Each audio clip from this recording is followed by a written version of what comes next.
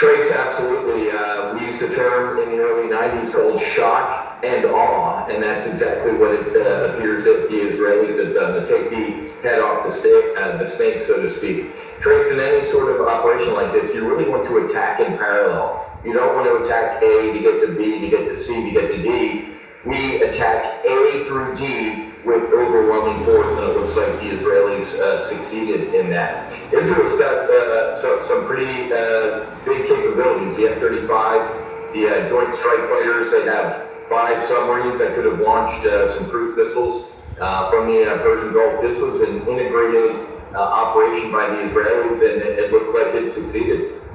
Yeah, and I'm wondering, very quickly, Wiz, I know you've got to go, but I'm wondering if you think that Iran can mount the same robust response, can go after and maybe penetrate the Iron Dome in Israel. Do they have the same air assets that Israel has to be able to kind of make that kind of impact? Trace, I mean, their Air Force makes the Wright brothers look advanced. So cruise missiles, drones, UAVs and stuff like that, they might try and overwhelm the Israeli air defense system. But Trace, we saw the past couple times when the Islamic Republic attacked Israel with the help of the United States, they swatted down just about everything they threw at us. Unless they were pulling their punches, Trace, I don't know how much they have left in the magazine, and that's probably also why Israel struck as well. But you've heard the president say, if they respond in force against Israel, we're going to step up to help Israel out. Yeah, Wiz Buckley, thank you for standing by. We appreciate it. Good information as always.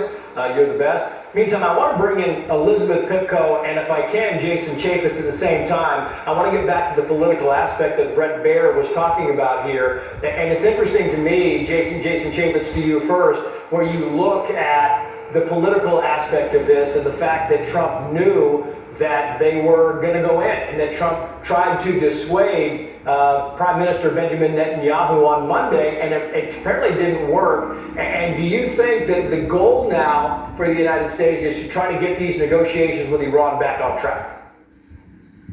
Yeah, look, Donald Trump has always, as the President of the United States, wanted to have a peaceful solution to this. He's been the steady hand in all of this.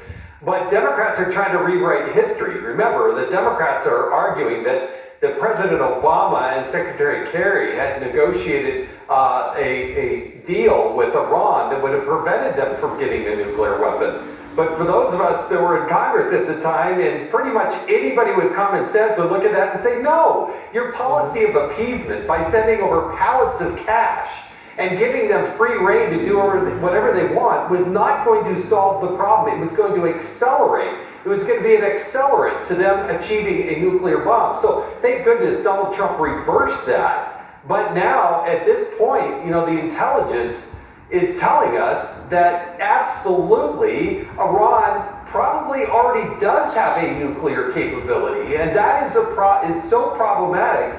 And those Democratic senators are just lying to the American people. They could go in and get a classified briefing if they actually did their job, and they would see that intelligence. But you see this rhetoric spewing from them, trying to demonize Trump, saying that Trump is the one that's causing this problem.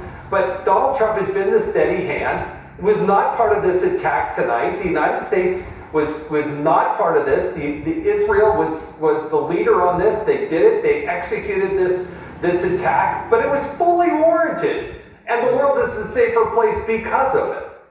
Yeah, it really is fascinating. And Elizabeth Pipko, to you, it seems like when you talk about the Democrats, as Jason was just he was kind of referring to there, I find it fascinating that the Democratic machine has been able to kind of pivot very quickly from the riots in Los Angeles and to Senator Alex Padilla being tackled or taken down by the FBI and by the security team for DHS Secretary Kristi Noem. They've been able to pivot over this, and now Trump is doing a terrible job on Iran. Terrible job. Israel should never have struck. It's amazing how it doesn't matter what the subject is. It doesn't matter if it's riots or it's a senator who they believe was wrongly detained, or if Israel, the machine goes into high gear and it's boom, Trump is bad, needs to be taken out.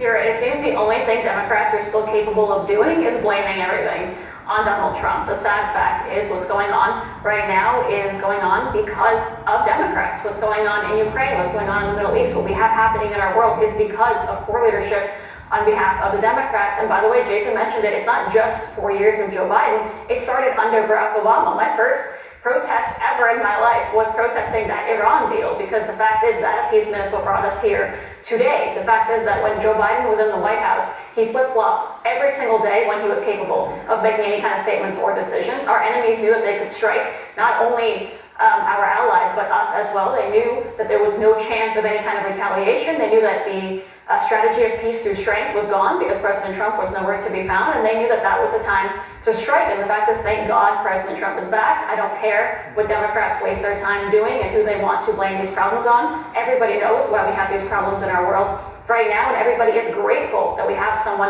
back in the White House, not only who wants to bring peace back to the world, but who actually has an iron fist to lead with, to scare off these enemies, to put them in their place so they don't mess not only with our allies, but don't mess with America as well.